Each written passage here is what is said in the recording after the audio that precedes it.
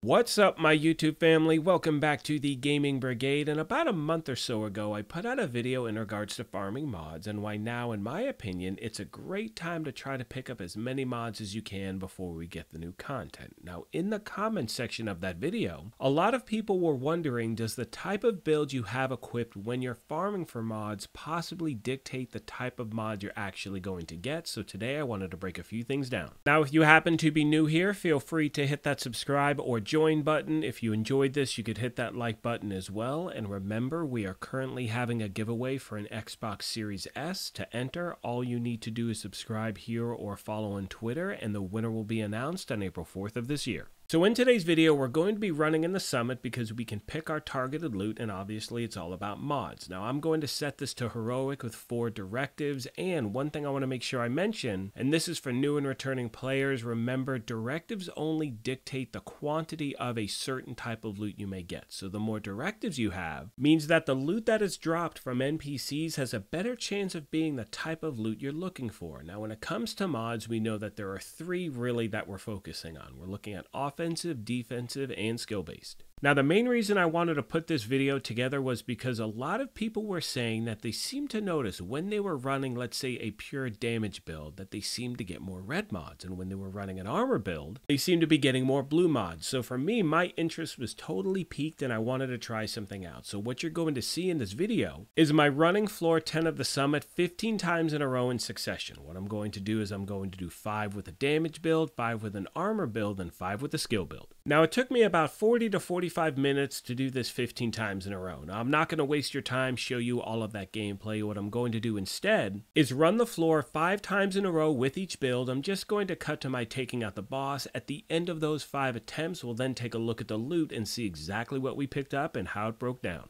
So starting off with my damage build, you can see I have a little bit of armor because realistically all builds are not going to be just one solid color, so I wanted to balance it out properly. Now you could also see when I began these first 5 attempts, I didn't have anything in my mod inventory that was new. So everything that we see as we move forward is going to be new, and each time we try a new type of build, I will make sure that I mark any new mods either as a favorite or completely delete them. That way there's no confusion on the type of mods I'm getting with each build that I'm running. Now as far as my farming method goes, you can see I'm running floor 10 of the summit, a boss farm, which happens to be one of my favorite things to do in the game. For those of you that may not know this farming method, I will also make sure I leave a link in the description down below. Now, as we move on to the first breakdown, it's really important to mention the fact that in this game, it is all RNG. Sometimes you're going to have good sessions, others not so much. And when it comes to mods, from my experience, it seems to be the exact same thing. It all breaks down to luck. I mean, you can see from this footage, I'm farming mods. I wind up getting 2 exotics during this session. So again, my friends, I know it can get frustrating sometimes, but keep the grind going because when you do get what you're looking for, it is definitely worth it. With all that being said, let's now do a breakdown of what we've picked up with this initial run. Now, when I started, remember I had 46 mods in my inventory. Now I have 54, which means I picked up 8. And as you can see by the breakdown, even though this is a damage build, we picked up all 3 categories. Starting with the offensive ones, we have 7.4 and 7.6 headshot damage. Don't need those, so I'm going to break those down. Moving on to the defensive mods, we have bleed resistance as well as a disorient resistance. Don't need those. Again, I'm going to break them down. Don't want to waste inventory. Now finally we have the skill mods, and as you can see, even though this was a damage build, we wound up receiving more skill mods than anything else. I mean, we were at 0 skill tier with that last build I showed you. So again, the type of gear you have equipped will not dictate the type of loot that drops. Now moving on to the armor build, and once again you can see I pretty much just stacked everything in armor, left a little bit of weapon damage. Obviously you want to have that, otherwise it would have taken me like 20 minutes to take out each NPC, and realistically, as I mentioned before,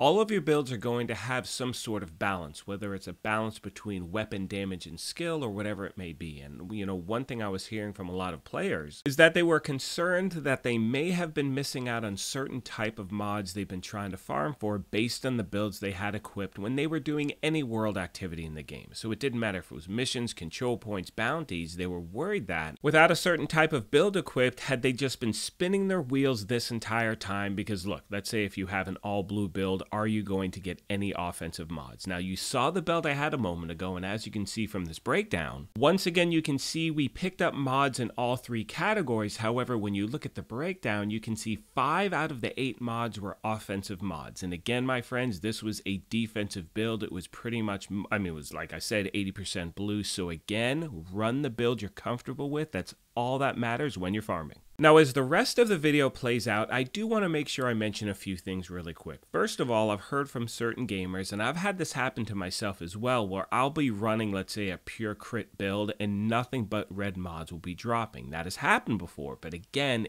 that is just pure luck at that time. It has nothing to do with the build itself. The other thing I want to make sure I go over again are directives, because there are still a lot of questions about them, especially from new and returning players. So once again, to be clear, the directives do not have an impact on the quality of the loot you're farming for. It only has an effect on the actual amount you may pick up. So just to give you a quick example, let's say you're running in the summit, you're doing what I'm doing on screen right now. Once you get there, the more directives you have active equals the better chance of, in this case, mods dropping from NPCs when you take them out. That's all directives do. Again, it's not about quality, it's about quantity.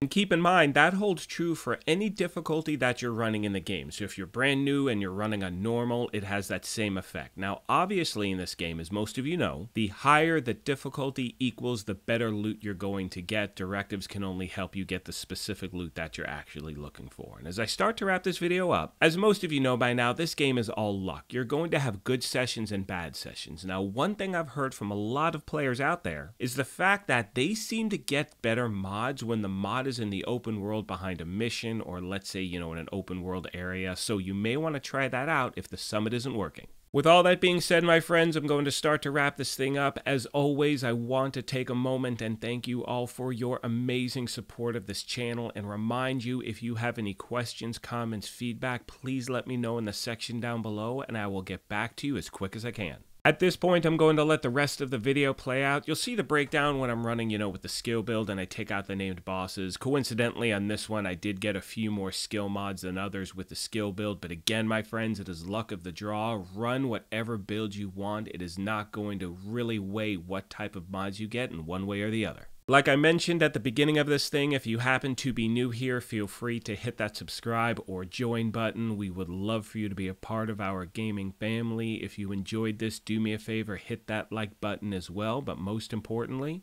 take care of yourselves, be kind to each other, and we will talk to you soon. Thanks again, everyone.